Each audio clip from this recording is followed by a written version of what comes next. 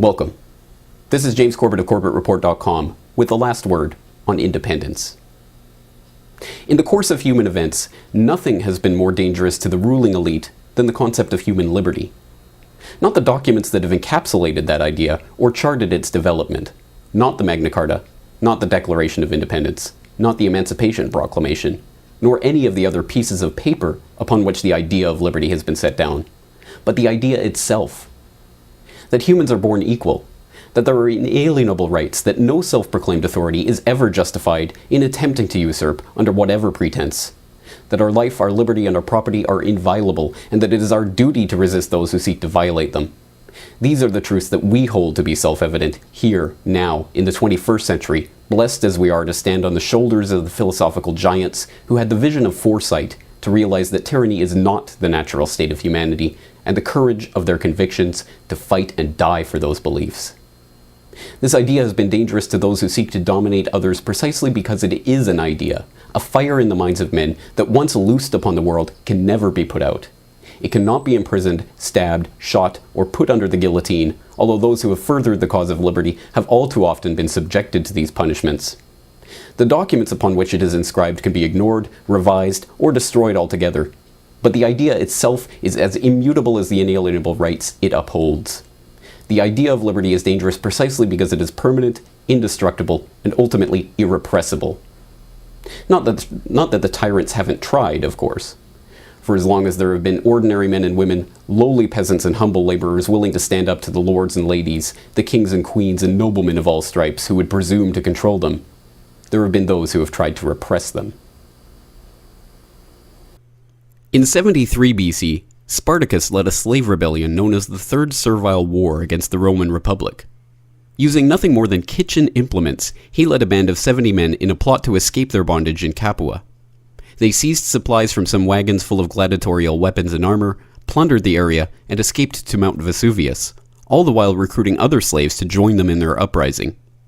Defeating wave after wave of militia sent to suppress them, the Spartacan rebellion grew to 70,000 men. Beset by 8 legions of Roman troops under the command of the feared Marcus Crassus, Spartacus made a valiant last stand at Brundusium and was decimated by the disciplined, well-armed Roman forces. Spartacus died on the battlefield with his men, and those that survived were captured and crucified by Crassus' legions.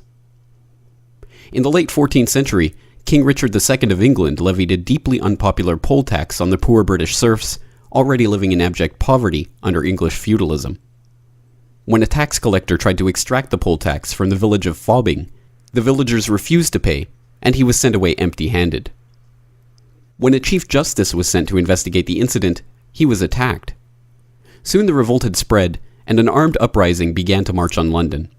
They stormed the Tower of London, killing the nobles ensconced there, including the Lord Chancellor and the Lord Treasurer. Desperate to contain the rebellion, King Richard agreed to negotiations with the rebel leader, Wat Tyler. During the negotiations, Tyler was killed. King Richard lied to the crowds, telling them that Tyler had in fact been knighted and that the king had accepted his demands. The crowds were told to march to St. John's Fields, where they would be reunited with their leader, but they marched into a trap, and the revolt was suppressed. Having killed the rebel leaders, Richard withdrew his concessions. In 1869, the newly established Government of Canada negotiated the purchase of Rupert's Land from the Hudson's Bay Company and appointed an English-speaking governor to rule over the French-speaking, Métis-dominated region. Louis Riel led an uprising of Métis known as the Red River Rebellion that led to a provisional government and the establishment of the province of Manitoba. As a condition of the entry of Manitoba into Confederation, the Riel-led rebellion drafted a list of rights for the people of the territory that established their right to their own legislature, the right to elect their own sheriffs, magistrates, constables, and other officials, the right to a full representation in the Canadian Parliament, and the right to all privileges and customs at the time of the transfer. Riel was banished to the US for his part in what the Government of Canada branded a treasonous act, and when he returned to lead a new rebellion in the 1880s, he was eventually captured and hung by the Canadian government. The annals of history suffer from no shortage of martyrs in the pursuit of human liberty. They have come from every race, every creed, every corner of the globe, and every walk of life. But they have all been united in a passion for freedom and a pursuit for those ideals which are anathema to the tyrants. that we are all equal, and that no official in whatever office, dressed in whatever uniform, or claiming to speak with whatever authority, can take away our right to life, liberty, or property. But the tyrants of the 21st century are not stupid, and it cannot be said that they suffer from the same delusions of their ideological forefathers, that the idea of human liberty can be suppressed by the barrel of a gun.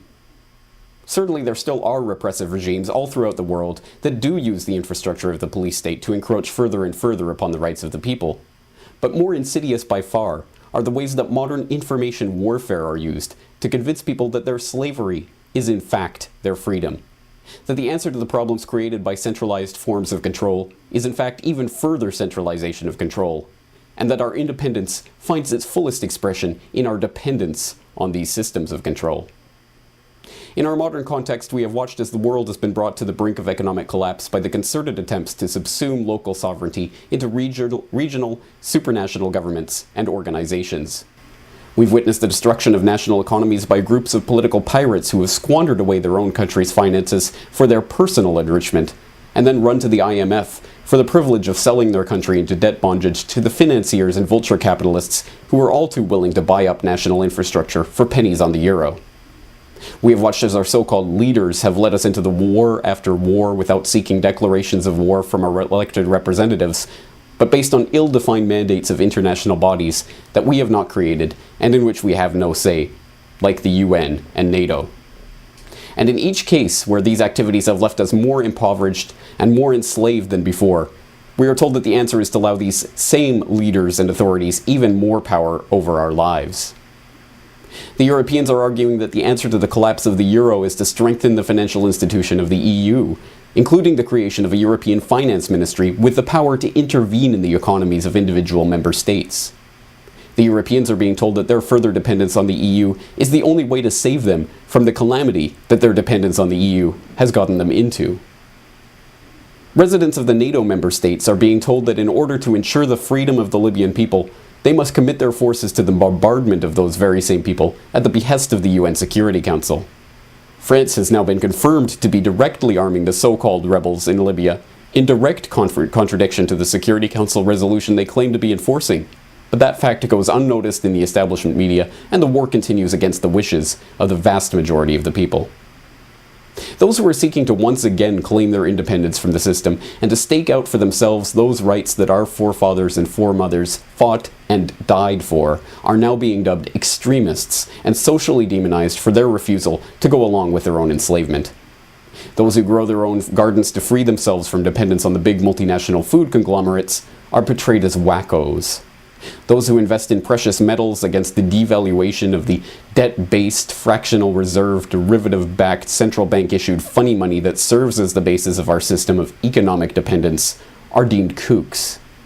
Those who refuse to recognize the authority of the government to impose limits on their inalienable human rights to freedom from unlawful searches and seizures, and even freedom from violation of their own bodies, are branded dangerous subversives.